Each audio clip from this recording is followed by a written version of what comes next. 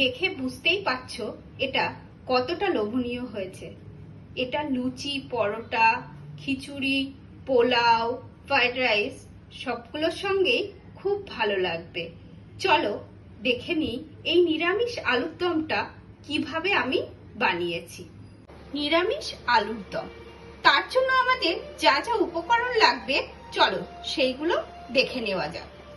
প্রথমেই আমার লাগবে কিছুটা আদা বাটা, তারপর টমেটো, তারপর লাগবে কাশ্মীরি লঙ্কার গুঁড়ো, ধনে গুঁড়ো, জিরে গুঁড়ো, হলুদ গুঁড়ো, লবণ, তেজপাতা, শুকনো লঙ্কা, গোটা গরম মশলা, চিনি, কসুরি মেথি আর একটু ঘি। আর লাগবে কাজু বাদাম আর পোস্ত বাটা আর একটু টক দই। চলো দেখে নেওয়া যাক এটা কিভাবে করব। প্রথমে একটা পাত্র গরম করে তার মধ্যে কিছুটা জল দিয়ে গরম করে আলুগুলো 60 থেকে 70% সিদ্ধ করে নিতে হবে। আমার আলুগুলো এবার সিদ্ধ হয়ে গেছে, আমি একটা একটা করে এবার তুলে নেব। তোমরা আলুটা মাঝে মাঝে এসে দেখে যাবে যে ঠিকমতো সিদ্ধ হয়েছে নাকি। যদি বেশি সিদ্ধ হয়ে যায় তাহলে কিন্তু এটা করতে পরে অসুবিধা হবে। আলুগুলো আমি ভালোভাবে ছাড়িয়ে নিয়েছি। এবার একটা কড়াই গরম করে তাতে বেশ খানিকটা তেল দিয়ে আমি আলুগুলো অল্প ভেজে নেব।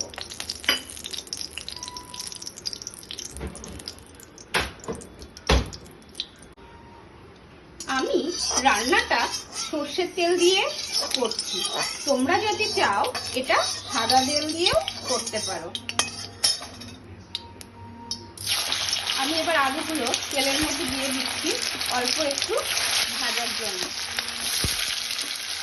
খুব বেশি এটা লাল করে ভাজার দরকার নেই, এপিট ওপিট একটু হালকা করে ভেজে নিতে হবে।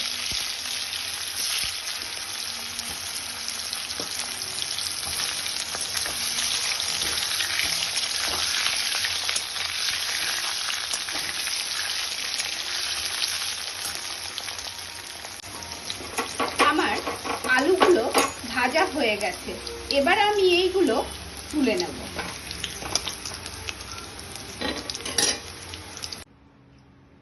আলুটা ভাজার পর যে তেলটা ছিল তাতেই আমি এবার গোটা জিরে, তেজপাতা, শুকনো লঙ্কা আর গোটা গরম মশলা দিয়ে দেব।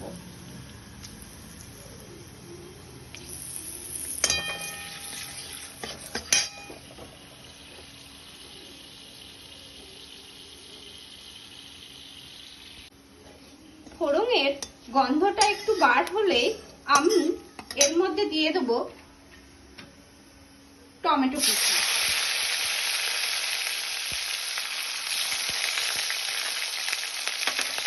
টমেটো কুচিটা একটু নাড়াচাড়া করে আমি এর মধ্যে দিয়ে দেব আদা বাটা।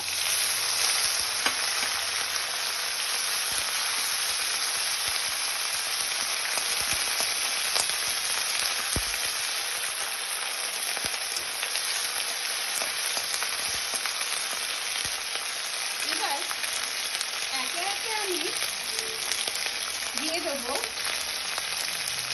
হলুদ গুঁড়ো, লঙ্কা গুঁড়ো, ধনে গুঁড়ো, জিরে গুঁড়ো আর লবণ।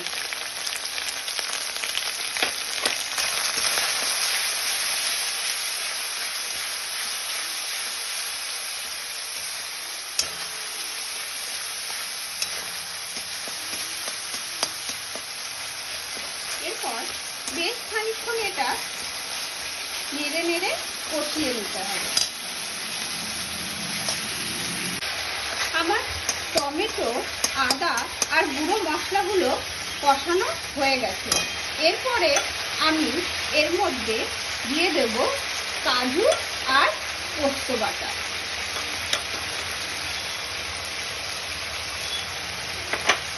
কাজু আর পোস্ত বাটাটা দেওয়ার পর খেয়াল রাখতে হবে যে এটা যেন নিচে না লেগে যায়, কারণ কাজু বাদাম অনেক সময় দেওয়ার পর নিচে লেগে যায়।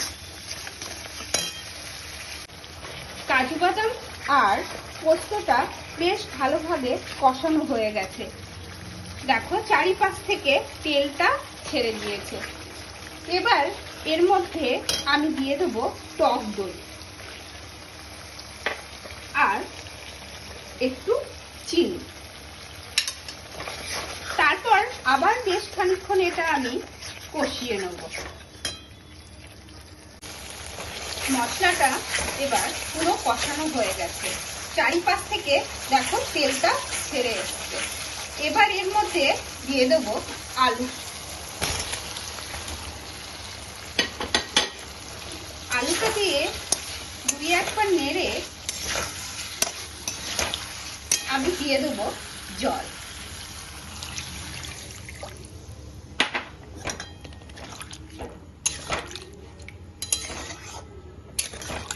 এবার আমাদের একটু দেখে নিতে হবে যে লবণটা আমরা দিয়েছিলাম সেটা পরিমাণ মতো হয়েছে নাকি। আমার নিরামিষ আলুর দম রেডি হয়ে গেছে। সবশেষে আমি একটু শাহি গরম মশলা আর একটু ঘি দিয়ে নামিয়ে নেব।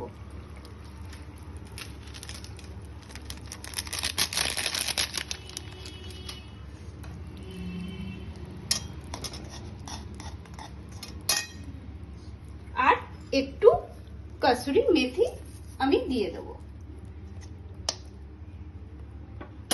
ব্যাস, আমার গরম গরম আলুর দম রেডি।